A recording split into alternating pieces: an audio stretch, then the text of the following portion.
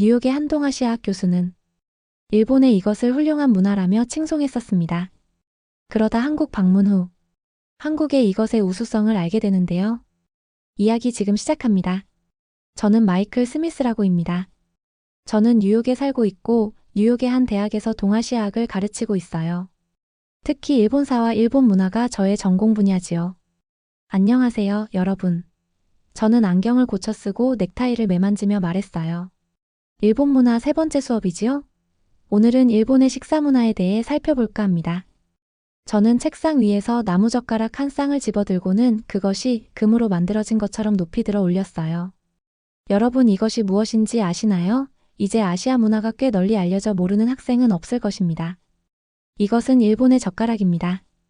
일본 사람들은 계절마다 다른 젓가락을 만듭니다. 봄 젓가락은 가벼운 대나무로, 여름 젓가락은 시원한 삼나무, 가을 젓가락은 따뜻한 단풍나무로 만들어진답니다. 그리고 겨울 젓가락은 튼튼한 참나무로 만들어져요. 실용적이며 예술성까지 고려한 일본의 젓가락이죠. 제가 일본 문화에 관심을 갖게 된 이유는 전통과 현대가 조화를 이루는 독특한 아름다움 때문이었어요. 가부키, 다도, 꽃꽂이 같은 예술은 정제된 미학과 깊은 정신성을 보여주고 애니메이션과 만화는 전 세계 젊은 세대에게 창의성과 감동을 전달하지요. 일본인의 예의와 섬세함은 일상 속 문화에도 자연스럽게 녹아 있습니다. 우아하고 세련되었지요. 젓가락은 그런 부분 중 한 가지라고 생각했어요. 이에 반해 한국에서 사용하는 젓가락은 반대였지요. 금속 젓가락이라니요. 차갑고 무거운 쇠덩이로 음식을 들어올리는 건 이상하지 않나요? 꼭 작은 공사 도구로 밥을 먹는 것 같은 느낌이랄까요? 그런 끔찍한 것들로 어떻게 식사를 즐길 수 있을까요? 어제 점심시간에도 동료 교수들과 젓가락 이야기를 나누었어요. 나는 정말 한국 사람들을 이해할 수가 없어. 저는 고개를 저으며 말했어요. 왜 아름답고 자연스러운 나무 대신에 차가운 금속으로 젓가락을 만들까? 일본의 나무 젓가락은 따뜻하고 가벼워. 자연과 연결시켜주는 느낌이잖아. 나는 일본 젓가락으로 음식을 먹을 때마다 손에 예술 작품을 쥐고 있는 것 같다니까. 그러던 5월의 어느 화요일 아침 제 인생을 영원히 바꿔놓을 일이 일어났어요. 사무실에 앉아서 모닝커피를 마시며 이메일을 확인하고 있는데 저의 눈길을 끈 제목이 보였어요. 그 이메일은 미국의 한 대형 출판사에서 보낸 거였지요. 제목에는 아시아 문화에 대한 흥미진진한 책 주제가 있어요. 라고 적혀 있었어요. 바로 클릭했어요. 내용은 이랬어요. 스미스 교수님께 한국 문화가 전 세계적으로 인기를 끌고 있습니다. K-팝 음악, 드라마, 음식 등 많은 사람들이 한국에 대해 더 알고 싶어 합니다. 교수님께서 일본과 한국의 집, 음식 문화를 비교하는 책을 써주셨으면 합니다. 출판에 대한 기초조사 결과 베스트셀러가 될 가능성이 충분합니다. 물론 진정성 있는 비교를 위해서는 두 나라를 모두 방문하여 현장 연구를 하셔야 할 거예요. 여행 경비와 선불금은 당연히 저희 쪽에서 부담합니다. 관심이 있으실까요? 그럼 연락 바랍니다. 편집자 사라 챈들러, 브릿지 출판사. 저는 컴퓨터 화면을 뚫어져라 쳐다봤어요. 두 문화를 실제로 경험해보지 않고서는 공정한 비교서를 쓸 수 없겠지요. 일본은 여러 번 방문해 보았지만 한국에 가는 것은 썩 내키지 않았어요. 그 다음 일주일 동안 잠을 잘 수가 없었어요. 밤에 침대에 누워서 천장을 바라보며 한국 생각을 했어요. 한편으로는 책 계약이 설레기도 했어요. 하지만 다른 한편으로는 무서웠어요. 어떤 걸 발견하고 알게 될지가요. 저는 이 여행이 제 온 세상을 뒤집어 놓을 거라는 걸 전혀 몰랐어요. 단순한 금속 젓가락 한 쌍이 제 인생에서 가장 중요한 교훈을 가르쳐 줄 거라는 것도요. 그로부터 2달 후 비행기가 한국 서울의 인천공항에 착륙했어요. 비행기에서 내려 입국장에서 미리 약속된 가이드와 만났지요. 그는 이준호라는 밝은 젊은 남자였고 반짝이는 눈을 가지고 있었으며 완벽한 영어를 구사했어요. 정중하게 인사를 하며 따뜻한 미소로 말했어요. 한국에 오신 걸 환영해요, 스미스 교수님. 저희의 문화를 보여드릴 수 있어서 정말 기쁩니다. 점심때가 되자 준호는 저를 유명한 명동에 있는 전통 한국 음식점으로 데려갔어요. 그 음식점에는 아름다운 나무 테이블들이 있었고 한복이라는 화려한 전통 한국 옷을 입은 직원들이 있었어요. 그런데 제가 앉아서 테이블을 봤을 때 발견하고 말았어요. 거기에 있었거든요. 그 무시무시한 금속 젓가락들이. 오, 안 돼. 저는 스테인리스 젓가락을 바라보며 헉소리를 냈어요. 준호는 저의 공포스러운 표정을 보고 부드럽게 웃었어요. 교수님, 한국 젓가락을 처음 사용해 보시는 것 같네요. 처음에는 이상하게 느껴지실 수도 있지만 사실 나무 젓가락보다 훨씬 더 위생적이고 실용적이에요. 특히 한국 음식에는 말이에요. 마이클의 얼굴이 좌절감으로 빨갛게 달아올랐어요. 위생적이라고요? 하지만 나무 젓가락은 자연스럽잖아요. 해로운 화학물질도 없고 따뜻하고 편하게 잡을 수 있어요. 차가운 금속이 어떻게 아름답고 자연스러운 나무보다 좋을 수 있어요? 그는 젓가락을 테이블에 내려놓았어요. 준호의 작게 미소 지으며 대답했어요. 한국은 1000년이 넘게 놀라운 금속 가공 기술을 가지고 있었어요. 이 금속 젓가락들은 나무 젓가락보다 훨씬 오래 지속되고 김치 같은 매운 음식의 냄새나 맛을 흡수하지 않아요. 발효 음식을 나무 젓가락으로 먹으면 나무가 냄새와 맛을 흡수하여 세척을 해도 완전히 사라지지 않아요. 그러나 금속은 젓가락을 깨끗하고 신선하게 유지해주죠. 금속 젓가락을 사용하는 이유가 있긴 있었군요. 저는 마지못해 대꾸했어요. 점심 후에 전통 한국 공예품으로 유명한 인사동 거리를 방문했어요. 저는 다양하고 아름다운 문양이 새겨진 금속 젓가락들에 진열되어 있는 것을 구경했어요. 은으로 만든 것도 있고, 노쇠로 만든 것도 있고, 스테인리스 스틸로 만든 것도 있었어요. 각각의 젓가락상에는 꽃, 한글 또는 전통 무늬의 섬세한 조각이 새겨져 있었어요. 가게 주인이 각 디자인의 의미를 친절하게 설명해 주었지요. 저는 속으로는 이렇게 생각했어요. 예쁜 장식이 있어도 여전히 차갑고 무거운 금속이라는 사실은 바뀌지 않아. 다음 날 아침 준호가 흥분된 표정으로 저를 호텔에서 데리러 왔어요.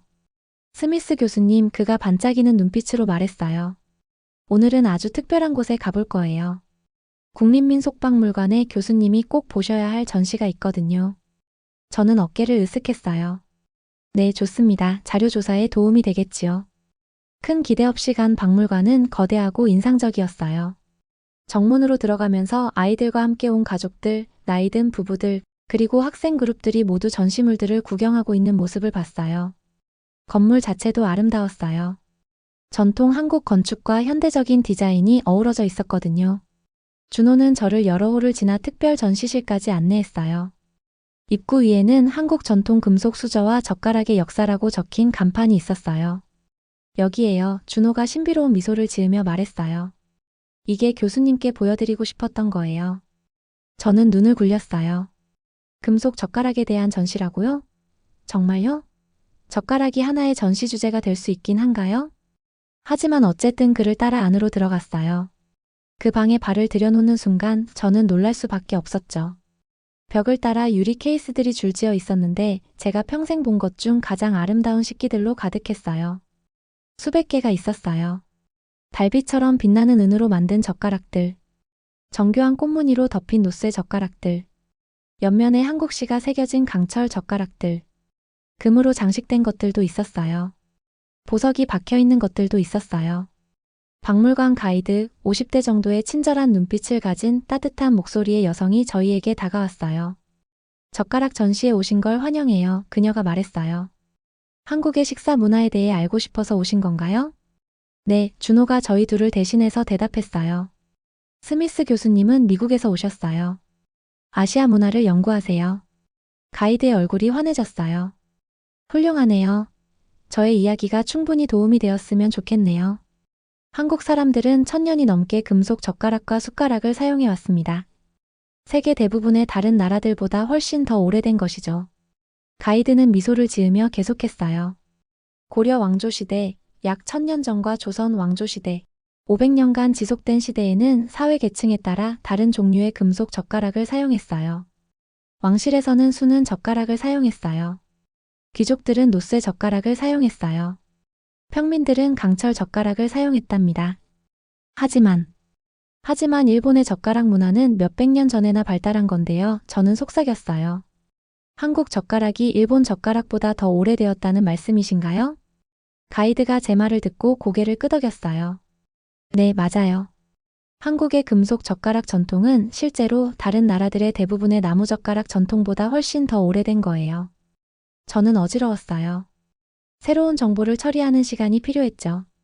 가이드가 계속 말했지만 그녀의 목소리가 멀리서 들리는 것 같았어요. 각각의 젓가락 종류마다 특별한 의미와 목적이 있었어요. 은젓가락은 왕실 음식의 독을 감지할 수 있었어요. 독이 있으면 은이 검게 변했거든요.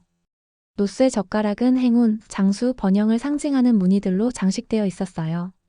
심지어 평민들이 사용하는 강철 젓가락조차도 균형, 무게, 아름다움에 대한 놀라운 정성과 관심으로 만들어졌어요. 저는 주위의 전시 케이스들을 바라봤어요. 처음으로 제대로 보았어요. 이것들은 그냥 식사 도구가 아니었어요. 예술 작품이었어요. 가족의 보물이었어요. 부모에서 자식으로 세대를 거쳐 전해져 내려온 역사의 조각들이었어요. 이 젓가락들은 온 가족의 희망과 꿈을 담고 있었어요. 가이드가 부드럽게 말했어요. 어머니는 딸의 결혼식 날에 자신의 노쇠 젓가락을 주었어요. 아버지는 아들에게 가족의 은젓가락을 존경과 품위를 가지고 다루는 법을 가르쳤어요. 이것들은 차가운 금속 도구가 아니라 사랑, 전통, 그리고 문화적 자부심의 상징이었어요. 저는 말할 수가 없었어요. 움직일 수도 없었어요. 그냥 그 전시홀 한가운데 서서 세상에서 가장 큰 바보가 된 기분이었어요.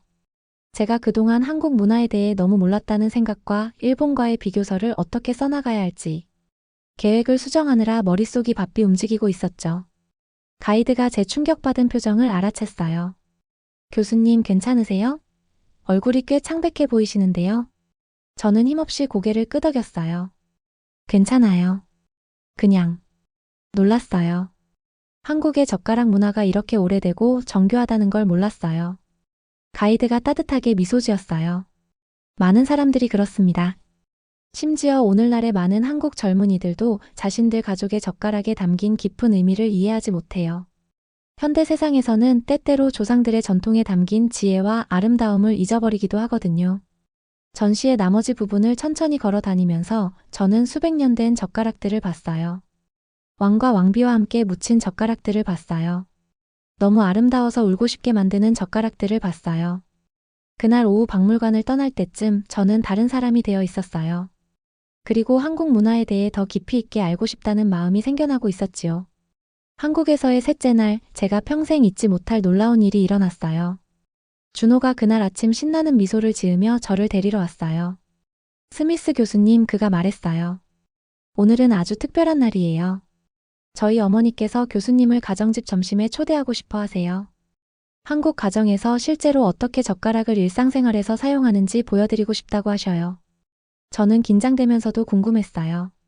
어제 박물관에서의 충격적인 경험 후에 더 배울 준비가 되어 있었거든요. 좋습니다. 영광이에요. 제가 말했어요.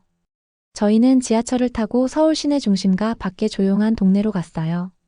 준호의 어머니는 작은 정원들과 아이들이 웃으며 놀고 있는 놀이터로 둘러싸인 아늑한 아파트 단지에 살고 계셨어요. 아파트에 도착했을 때 그녀는 아주 따뜻하고 환영하는 미소로 문을 열어주셨어요. 스미스 교수님, 저희 집에 오신 걸 환영해요. 어서 들어오세요. 준호의 어머니는 서툰 영어로 인사를 해주었어요. 그들의 아파트에 발을 들여놓는 순간 제 눈을 크게 뜨게 만드는 것을 발견했어요. 냉장고 옆에 다양한 종류의 젓가락이 들어있는 특별한 통이 있었거든요. 마치 소형 젓가락 박물관 같았어요. 와우, 저는 그 통을 가리키며 말했어요. 정말 다양한 젓가락이 많으시네요. 그녀는 웃으며 보여주려고 다가왔어요. 준호가 재빨리 그녀의 설명을 통역해 주었어요. 네, 이것들은 각각 다른 시기에 사용한답니다. 이 스테인리스 스틸 젓가락들은 일상 식사용이에요. 꽃무늬가 있는 이노스의 젓가락들은 생일이나 명절 같은 특별한 날을 위한 거고요. 그리고 이 은젓가락들은 그녀는 잠시 멈추고 별빛처럼 빛나는 한 쌍을 집어들었어요. 이건 저희 할머니 것이었어요. 제가 결혼할 때 물려받은 거예요. 저는 놀랐어요. 그 은젓가락들이 가족의 보물이에요? 오, 그럼요. 그녀는 자랑스럽게 말했어요. 한국에서는 어머니가 딸이 결혼할 때 소중한 젓가락을 줘요. 당신의 가족이 항상 충분한 음식과 좋은 운을 가지기리라는 의미의 전통이에요. 그녀는 제가 지금까지 본 것 중 가장 놀라운 한국 식사를 준비해 놓은 작은 테이블로 저를 안내했어요. 불고기에서는 천국의 냄새가 났어요. 미국의 스테이크와는 또 다른 요리였지요. 그리고 유리 같아 보이는 고구마 당면인 잡채는 제가 좋아하는 타이 누들보다 훨씬 맛있었어요. 그리고 다양하고 신선한 채소들. 생채소도 있었고 여러 가지 양념과 섞은 것들도 있었어요. 그리고 한국의 대표, 매운 김치. 마지막으로 김이 모락모락 나는 뜨거운 국이 있었어요. 국에는 부드러운 소고기와 무가 들어있었어요. 냄새는 미국에서 먹은 치킨 수프와 비슷했으나 더 깊은 향이 느껴졌어요. 교수님, 맛있게 드셨으면 좋겠네요. 그녀는 웃으며 말했어요. 저는 앉아서 테이블 위에 금속 젓가락을 봤어요. 하지만 이번에는 뭔가 달랐어요. 무섭거나 화나는 대신에 궁금함을 느꼈어요. 조심스럽게 집어들었어요. 이거. 어제보다 더 가벼운 것 같네요. 제가 놀라며 말했어요. 준호가 활짝 웃었어요. 그건 저희 일상용 스테인리스 스틸 젓가락이에요. 한국 음식에 완벽하죠. 저는 불고기 한 조각을 집어보려고 했어요. 놀랍게도 떨어지지 않았어요. 고기가 젓가락 사이에 단단히 붙어 있었어요. 다음에는 미끄러운 잡채국수를 시도해봤어요. 어제처럼 미끄러져 떨어지지 않았어요. 이거 정말 놀랍네요. 저는 소리쳤어요. 왜 오늘은 이렇게 쉬운 거죠? 준호와 준호 씨 어머니가 기쁨으로 손뼉을 쳤어요. 이제 젓가락과 싸우지 않고 있으니까요. 젓가락과 함께 협력하고 있어요. 한국 음식과 한국 젓가락은 서로를 위해 만들어진 거예요. 완벽하게 맞아떨어지는 퍼즐 조각들처럼요. 계속 먹으면서 저는 마법 같은 일이 일어나고 있다는 걸 알아챘어요. 어제 차갑고 불친절하게 느껴졌던 금속 젓가락이 이제 제 손에서 편안하게 느껴졌어요. 제 손길과 뜨거운 음식으로 따뜻해졌어요. 국을 먹을 때 젓가락이 채소와 두부를 쉽게 집을 수 있게 도와줬어요. 저는 먹으면서 말했어요. 이 젓가락들이 실제로 이 식사에 완벽하네요. 김치가 얼룩을 남기지도 않고요. 국물이 젓가락을 눅눅하게 만들지도 않고요. 정말 실용적이에요. 그녀는 자랑스러운 할머니처럼 미소 지었어요. 이제 이해하셨네요. 여름에는 시원한 금속이 상쾌하게 느껴져요. 겨울에는 빨리 따뜻해져서 포근하게 느껴지고요. 하지만 가장 중요한 건 그녀는 잠시 멈추고 제 눈을 직접 바라봤어요. 이 젓가락들은 정을 나타내요. 정이요? 제가 물었어요. 정은 사람들 사이에 나누는 따뜻한 사랑과 보살핌을 의미하는 한국말이에요. 그녀가 설명했어요. 한국 어머니가 이 젓가락으로 아이에게 밥을 먹여줄 때 단순히 음식만 주는 게 아니에요. 사랑을 주는 거예요. 친구들이 이 젓가락으로 함께 식사를 할 때 마음을 나누는 거예요. 제 눈에 눈물이 맺히는 것 같았어요. 이제 이해해요. 이것들은 단순한 식사 도구가 아니군요. 가족, 사랑, 전통의 상징이에요. 점심 후에 젓가락으로 혼자 먹어봐도 되는지 물어봤어요. 이은정 씨가 작은 밥그릇과 반찬들을 준비해 주셨어요. 저는 스테인리스 스틸 젓가락을 집어들고 천천히 조심스럽게 먹기 시작했어요. 제 평생 처음으로 한국 젓가락의 진정한 아름다움을 느꼈어요. 강하고 믿을만했어요. 깨끗하고 위생적이었어요. 사랑과 정성으로 식사를 나눈 수세기 동안의 한국 가족들과 저를 연결해 주었어요. 준호, 저는 조용히 말했어요. 저는 당신과 어머니께 큰 사과를 드려야 해요. 그리고 한국 문화 전체에 사과를 드려야 해요. 제가 너무 모르는 상태로 한국 문화를 무시했어요. 준호는 친절한 미소로 고개를 저었어요. 교수님, 사과하실 필요 없어요. 열린 마음으로 여기 오셔서 새로운 걸 배우셨잖아요. 그게 교수님을 훌륭한 선생님으로 만드는 거예요. 그날 저녁 호텔로 돌아가는 길에 저는 준호 어머니가 주신 작은 선물을 가지고 있었어요. 그녀 가족의 노쇠 젓가락 한 쌍이었어요. 저희를 기억하실 수 있도록요, 라고 그녀가 말했어요. 저는 그것들을 손에 꽉 쥐고 그 무게와 따뜻함을 느꼈어요. 이 작은 금속 조각들이 제 인생에 큰 교훈을 주었어요. 진정으로 이해하기 전까지는 절대 판단하지 말라는 것을. 한국으로의 여행은 제가 모든 것에 대해 옳다는 걸 증명하기 위한 것이었어요. 대신에 제가 배워야 할 것이 훨씬 더 많다는 걸 증명했어요.